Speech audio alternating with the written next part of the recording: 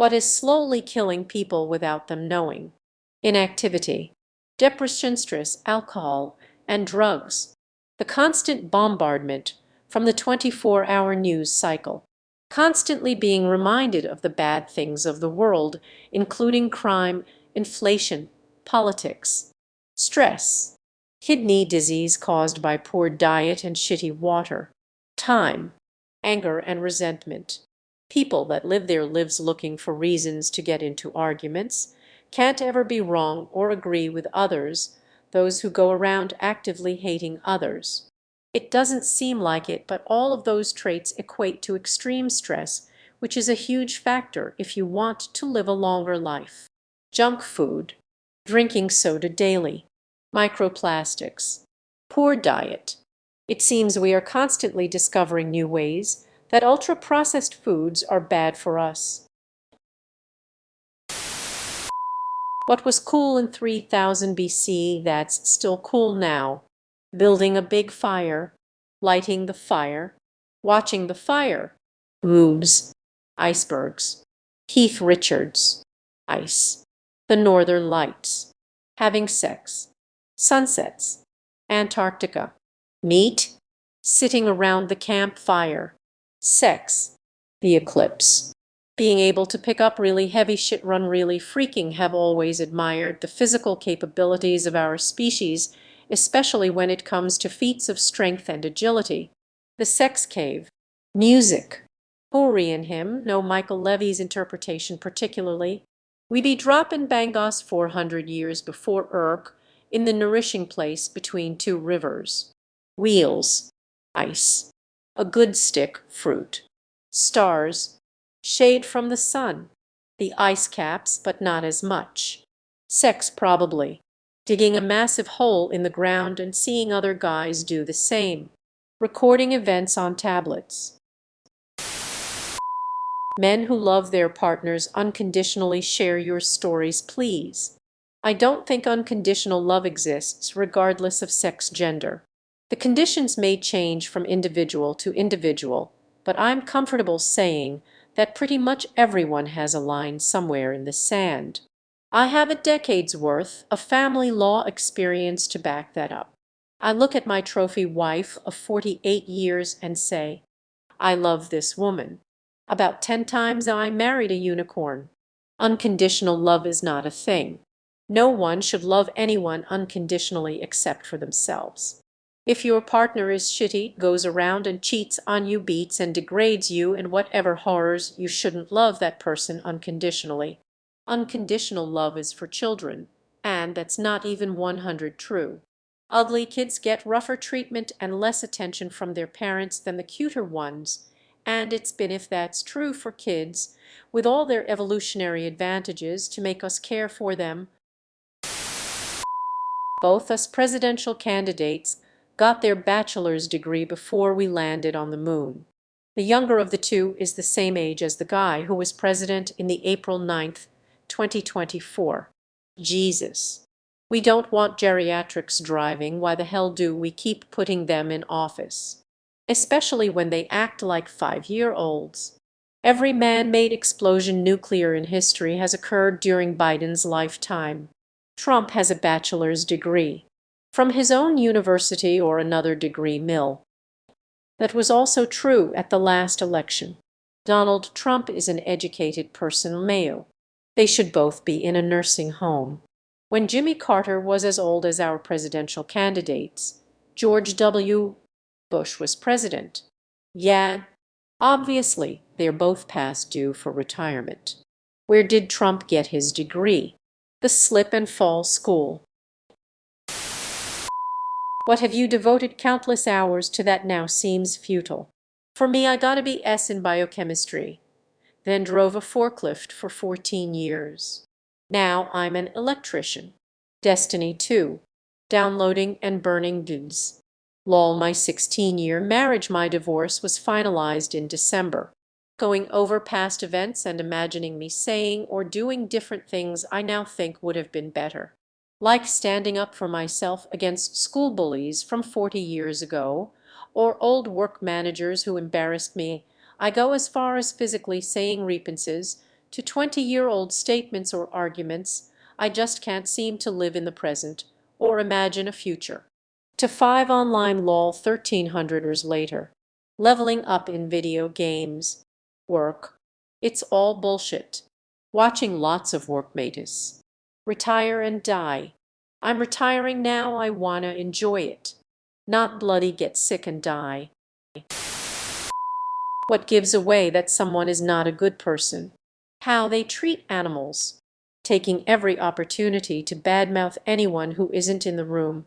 Every time I've witnessed it, all I can wonder is what the hell they have to say about me when I'm not around.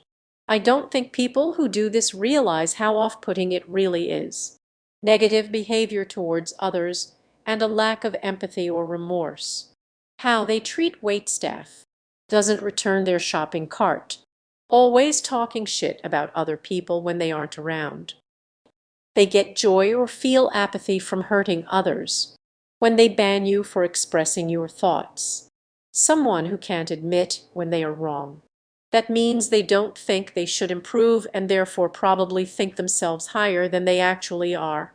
Maybe this is just personal experience, but I tend to notice that when a person is very loud and open about being socially progressive, they tend to actually be a massive bigot who is desperate to hide it. If they're constantly talking bad about others. If you died doing what you loved, how would you die? Sleeping. Watching my dog fall asleep in my lap as I get drowsy and nod off as well. Playing with Lego.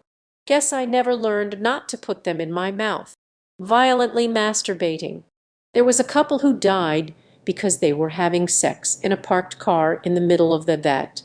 I once saw some old guy on television say he wished to die at the age of 96, being shot by a jealous husband. Snoo snoo. Eating. I would die at the buffet. Dying, of course, while playing with my kids. Thanks for making me cry, Douchebug. Painting. Cuddling. I'd die in a therapy session with my clients. Hugging my wife. Drowning cause I love the sea. Earnestly catching someone out with Ligma one final time. Petting my dog Cooper, letting him know he's a good boy. Eating. Bird watching. Laughing my ass off too hard, I guess. Playing a video game. During all of our travel, what city let you down the most? Niagara Falls. The city is miserable, but the falls are beautiful. I had little to no expectations for El Paso, and it still let me down. I guess Stockton, California. When I was planning my road trip, I thought, oh, that could be a nice little pit stop. When I got there, I was like, nope, not stopping here. I was hungry enough and I didn't even stop to get something to eat. Las Vegas. Shit is so plastic. Portland. Was looking so forward to working at my office there. Town has too much traffic and a serious homeless problem. There is a reason it's known as Zombie Town. All the outdoor rec areas are now camps. I couldn't believe how many people I saw sticking needles in their arms in public. The place is a true shithole. What is a massive brand that nobody you know buys their products? Every person I know either buys a mattress online or just goes to fucking Walmart and buys a cheap memory foam slab, but there is 7 full-time dedicated mattress stores within a 10-minute drive of my house, 4 of them in the same shopping center. How is Long John Silver's still in business for? Brack's massive well-known. Walmart. No branch in Austria. At least I don't know any. Recloud couch, Flexsteel recliners, what a room, custom sofas, Lovesick. Balenciaga. I don't know any rich people. Supreme. But we're all old so. Rolls-Royce. New Balance. I swear I see them everywhere when I'm out and about, but I've never seen anyone I know rock a pair of their shoes. Amway. I never see this shit pushed on us from people we know. Thank God. Absolute Standards, Inc. Peloton. What movie did you watch that freaked you out so much that you literally couldn't fall asleep after? When I was younger, I saw The American The Ring in theater, and for some reason it really got to me and I couldn't sleep that night. Paranormal activity. It takes place entirely in a bedroom, and most of it is about subtle things that you would barely notice if you weren't looking for a classic. Conjuring, The Fourth Kind, Pet Cemetery, the original one, Fire in the Sky, Event Horizon, The Grudge, Never Before, Never Since. I was a teenager, and I slept in my mom's room that night. Fred's 1984. I watched it when I was 16 and couldn't sleep for a night, and had existential dread for months after. I was maybe 4 or 5 years old when my parents rented Event Horizon. They fell asleep, and I watched the movie to the end. I couldn't sleep because I could see Sam Neill trying to kill me. Honest answers only. Why are you single? I never leave the house. Peace. I simply enjoy being alone, and I couldn't explain all my actions to someone.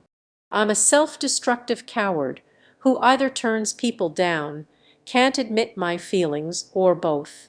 Haven't found anyone I could stand living with. By choice.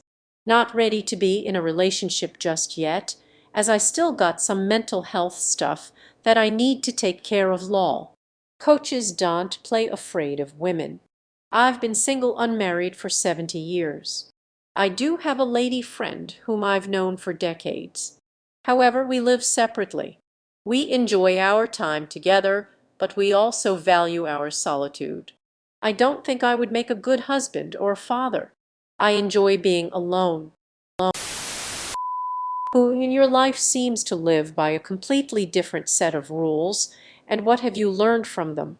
My brother. He seems to live on another time zone than everyone else, but I've never seen him lose his cool or worry about getting to places on time. My dad was always about 20 or 30 years ahead of his time. He was fired from being a social worker. He also built an electric bug in 1977. I learned there is little advantage to being 20 or 30 years ahead of your time.